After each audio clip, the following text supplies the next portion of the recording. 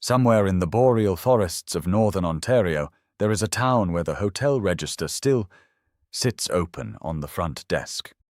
There is a place in British Columbia where an entire mining community vanished so completely that for decades the provincial government could not agree on where it had actually stood. There is a town on the prairies that burned to the ground twice and was rebuilt twice and then died of something far quieter than fire. 11 towns, 11 stories, and at least 2 of them are going to make you put the video down and look something up because you will not believe it happened in Canada. Canada is the second largest country on Earth by land area, and a significant portion of that land is the wreckage of something that was once supposed to be permanent. Mining camps that became cities, railway depots that became the centers of entire regional economies, fishing villages that fed the Atlantic coast for 200 years.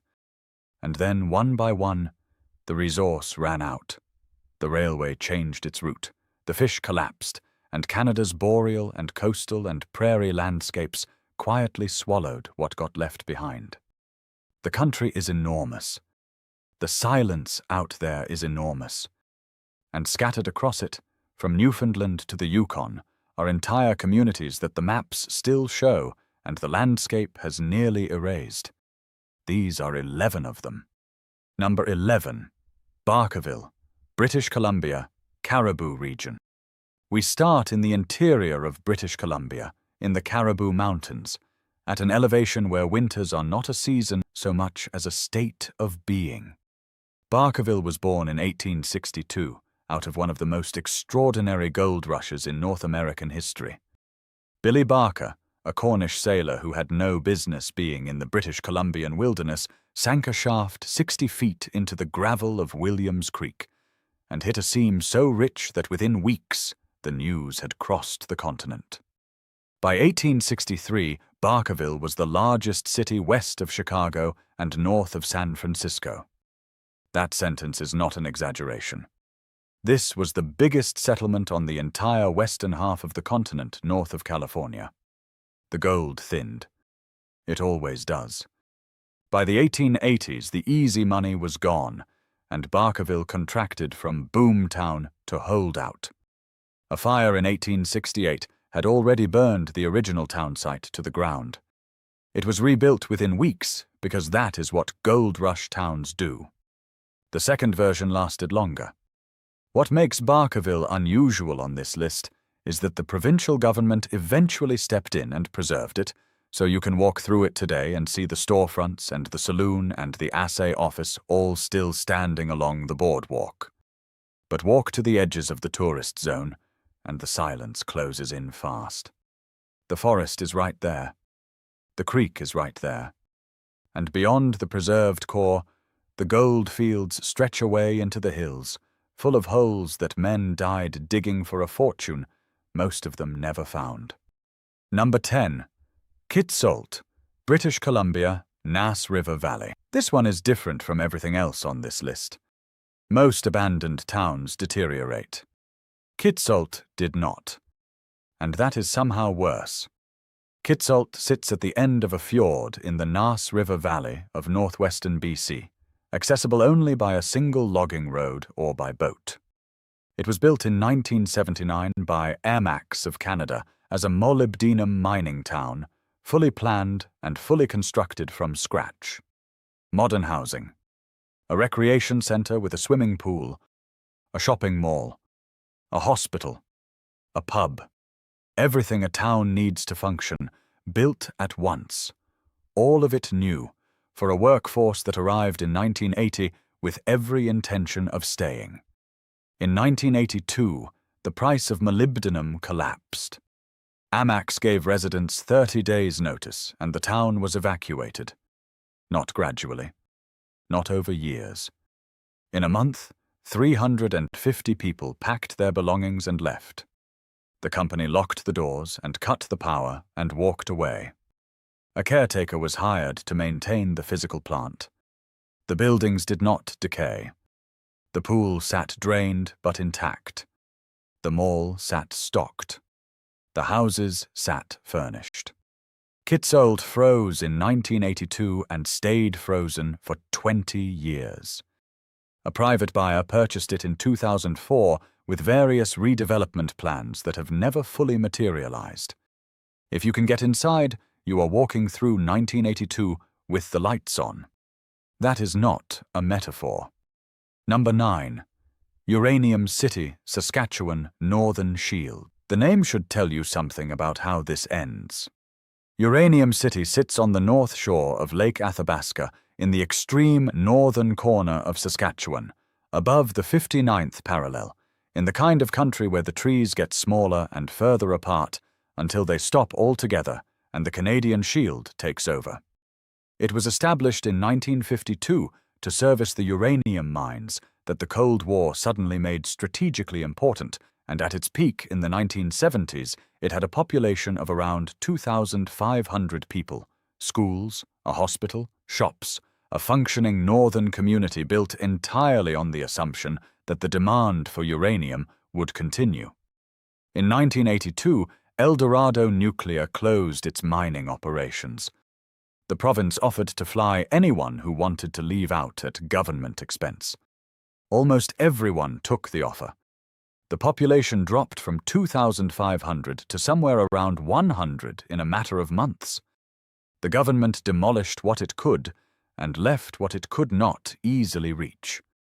Today, a small number of mostly indigenous residents remain. The southern half of the town site is a landscape of foundation slabs and building remnants being slowly reclaimed by the boreal forest. Roads lead to structures that are no longer there. The infrastructure of a city exists without the city inside it. Number 8. Glenborough Area, Ghost Village, Manitoba, Souris River Valley. The prairies do not hide their dead towns in forests. They leave them right out in the open, which is its own specific kind of unsettling. Across southern Manitoba, the bones of failed agricultural settlements sit in the open grassland. Grain elevators leaning at angles that should not be structurally possible, storefronts missing their facades, churches still perfectly vertical, while everything around them lists and sinks. Glenborough itself still exists as a small community, but the surrounding Souris River Valley is threaded through with settlements that the farm economy abandoned across the mid-20th century. These were not resource extraction towns. These were communities built by settler families who believed the railway branch lines would stay, who believed the grain prices would hold, who buried their children in the local cemetery and expected their grandchildren to do the same. The branch lines were torn up. The grain prices did not hold. Young people left for Winnipeg and Brandon and did not come back. The prairie simply reclaimed the space, which on the prairies means the wind takes the paint, the frost takes the foundations, and the grass grows back through the floorboards. No forest needed. Number 7. Anyox, British Columbia Observatory Inlet. There is no road to Anyox. There has never been a road to Anyox. The only way to reach it is by boat up Observatory Inlet, a narrow fjord on the BC north coast that feels, even on a clear day, like it is actively trying to keep you out. Anyox was a copper smelting town established by Granby Mining in 1912, and at its peak it was home to around 2,500 people who lived in a company town so remote that the company did not just run the mine. It ran the entire world. The store, the hospital, the school, the pub, the power plant, the waterworks. All of it Granby's, all of it existing solely because the copper kept coming. A fire destroyed a significant portion of the town in 1923. It was rebuilt because the ore body still had decades in it. Then, in 1935, the copper seams finally thinned past the point of economic return, and the mine closed. Within a year, virtually the entire population had left by boat. What the forest has done to Anyox in the 90 years since is extraordinary. The smelter stack still stands, one of the tallest industrial structures on the entire BC coast, visible above the tree line from the water. Everything around it has been consumed. Concrete foundations, twisted iron, machinery half buried under decades of moss. The forest came back hard here, the way coastal BC forests do, fast and dense and absolute. Number 6. Dawson City, Yukon. The outer edges wait. Dawson City still exists. I know. Stay with me. Dawson City in 1898 had a population of approximately 40,000 people, making it the largest city west of Winnipeg and north of Seattle. Think about that for a moment.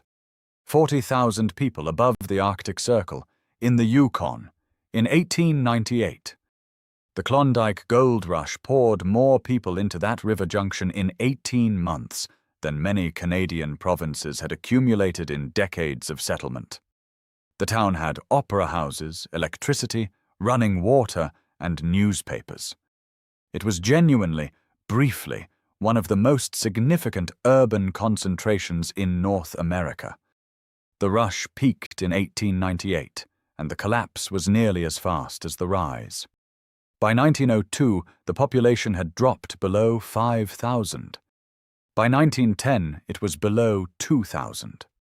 The gold did not run out immediately, but the easy surface placer gold did, and the people who had come for easy riches left for the next rush in Alaska, the next boom somewhere else. What got left behind is what makes the outer edges of Dawson haunting even today. Walk away from the modern town centre, and the permafrost-heaved, moss-covered remnants of 1898 structures still exist in the surrounding creeks and valleys. Dredges that weigh thousands of tons sit exactly where they were abandoned, too large to move, too expensive to demolish. The scale of what happened here, and how completely it evacuated, is genuinely staggering. Number 5. Val-Jalbert, Quebec, Lac-Saint-Jean region. Quebec preserves its abandoned places differently from the rest of Canada, and Val-Jalbert is the reason. This is one of the most intact ghost towns on the continent, and it sits on the edge of a waterfall that drops almost 100 meters into the Ouiat-Chouan River south of Lac-Saint-Jean, which is to say it is also extraordinarily beautiful, which makes the abandonment feel somehow more acute. Val-Jalbert was a pulp mill town established in 1901 by Damas Jalbert, who built his mill to harness the power of the falls. At its peak, the village had a few hundred residents, a company store, a convent school run by Ursuline nuns, workers housing climbing the hillside in rows. The mill closed in 1927 when synthetic viscose fiber made its specific pulp product economically obsolete. The town was abandoned almost immediately. What happened next is the thing. The Quebec government eventually took over the site, but rather than demolishing or neglecting it, they maintained it. And today you can walk through a ghost town that has been preserved in something close to original condition. The houses still stand. The church still stands.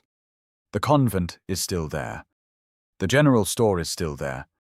And the waterfall is still there, which was always the point, and which will be there long after every structure has finally given in.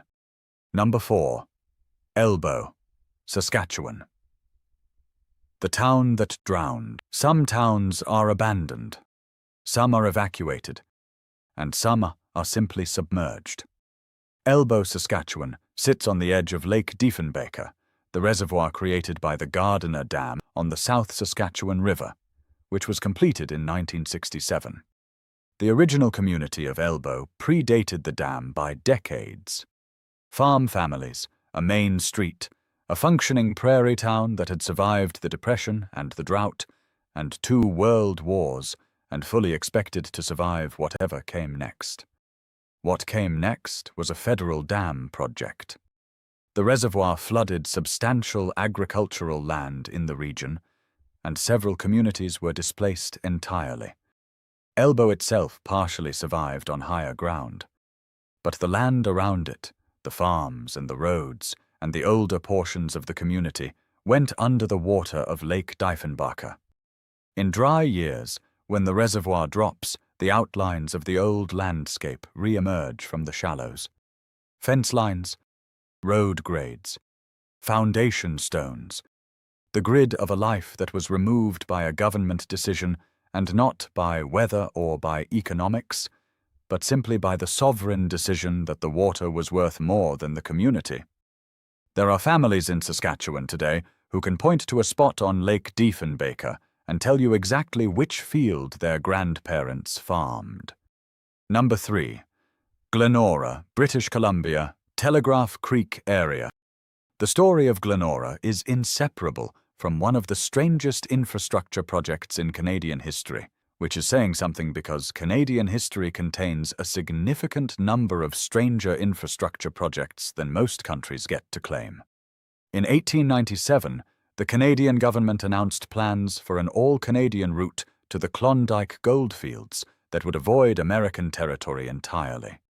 The route would run overland through the Stikine River corridor in northwestern BC, and Glenora, at the head of navigation on the Stikine, would be the departure point. The rush of 1897 and 1898 turned Glenora into a chaotic, overcrowded supply depot almost overnight. Thousands of stampeders came through. Hotels went up. Saloons went up. The population briefly touched several thousand. Then the Klondike rush faded. The all-Canadian route was abandoned when the railway to Whitehorse proved more practical, and Glenora collapsed as fast as it had risen. The remote setting meant the forest came for it hard and fast.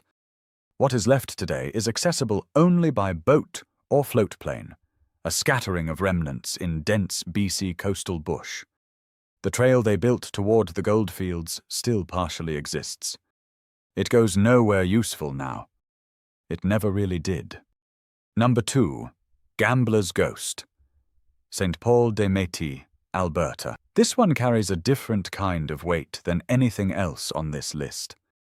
Not the weight of corporate extraction or resource exhaustion, but the weight of a specific and deliberate failure of the Canadian state toward a specific community of people, which is a different and heavier thing entirely. St. Paul des Métis was established in 1896 in east-central Alberta as a colony for Métis families, who had been displaced and dispossessed in the aftermath of the Northwest Resistance of 1885. The colony was administered by oblate missionaries who brought Métis families in from across the region with the promise of land, stability, and self-determination. Families came. Farms were established. A community took root. By 1908, the colonial administration had decided the settlement was not progressing in the manner they intended, and the colony was dissolved without meaningful consultation with the Métis families who had built their lives there. The land was opened to European settler homesteaders. The Métis community was dispersed again. The modern town of St. Paul, Alberta, developed afterward on the same land. It is a functioning community today. But the original colony, the one that existed for the Métis families who were promised a place and then had that promise revoked, that version of the place is gone. There is no ruin to photograph. There is no preserved structure to walk through. There is only the history of a community that was built, briefly, and then deliberately ended by a decision made by people who held all the administrative power and none of the stake. That is an abandoned place of a specific kind. The erasure was the point. Number 1. Newfoundland's resettled outports. The largest forced abandonment in Canadian history. Number 1 on this list is not a single town. It is a policy. And it is number 1 because of the scale, because of how recently it happened, because of what it meant to the people it happened to, and because the outports it emptied are still out there, still visible from the sea, still holding the physical bones of communities that Newfoundlanders had sustained for 300 and 400 years. Between 1954 and 1975, the provincial government of Newfoundland, under Premier Joey Smallwood and then his successors, implemented the resettlement programs, 2 distinct policy initiatives designed to consolidate the province's rural coastal population into larger service centers. The logic was economic and administrative. Small outport communities, scattered across thousands of kilometers of coastline, were expensive to service. Schools, roads, medical care, electricity. The government argued it could not deliver these things to every isolated cove and harbour. The solution was to move the people. Approximately 300 communities were resettled. Somewhere between 30,000 and 35,000 people were relocated. In some cases, the process was genuinely voluntary in the formal sense. Communities could vote to accept resettlement and receive government compensation. In practice, the program was designed so that once a critical mass of a community had accepted and left, the remaining families had little choice. You cannot stay in your home when the store has closed, the school has closed, the post office has closed, and your nearest neighbor has moved to Gander or Grand Falls or Corner Brook. What got left behind is unlike anything else in Canada. Entire communities intact, sitting empty. Houses still standing on headlands and coves across the island and Labrador coast. Wharves still extending into harbours that no fishing boats use. Churches with the windows intact, and the graveyard still in use by descendants who come back to tend the graves of ancestors who never left by choice. In some places, the houses are being used as summer cabins by the families who were relocated, people returning to the place their parents were taken from because the connection to it never broke, even when the community did. There are resettled outports you can reach only by boat, communities in Notre Dame Bay and Placentia Bay, and on the Labrador coast, where the path of a road is still visible in the grass, and the fence posts are still standing, and the root cellars are still intact. Where someone planted a garden in 1968, and the rhubarb is still growing, because rhubarb does not know the policy ended the community. Where a woman in her 70s will take you to the house her mother was born in, and show you the marks on the doorframe where her grandparents measured the children's heights, and tell you the year the government said it was time to go. The Newfoundland resettlement programs are number one on this list, not because they produced the most dramatic ruins or the strangest history. They are number one because the people who lived through them are still alive. Because the communities that were ended are still within living memory, still a wound in the culture of a province that has never fully decided how to talk about what was done. Because when you visit a resettled outport, you are not in the past. You are in a version of the present that a government decision made impossible, and the weight of that is not the weight of history. It is the weight of something that should not have happened and did. 11 towns. 11 different versions of the same essential pattern. Canada built things, extracted things, built communities around that extraction, and when the extraction ended, the communities were left to manage the aftermath alone. From the copper fjords of the BC coast to the outport coves of Newfoundland, from the uranium fields above the 59th parallel to the pulp towns of Quebec, the story rhymes every single time. The resource finished. The company left. The people stayed as long as they could, and then followed. The land took back what the land was always going to take back. There are hundreds more where these came from. Every province in this country has its version of this story. Drop the name of an abandoned Canadian town in the comments that you think belongs on this list. If enough people ask for the same place, that is what we cover next. Subscribe so you don't miss what's coming, because I promise you, Canada is full of places that should not exist and do not, and every single one of them has a story.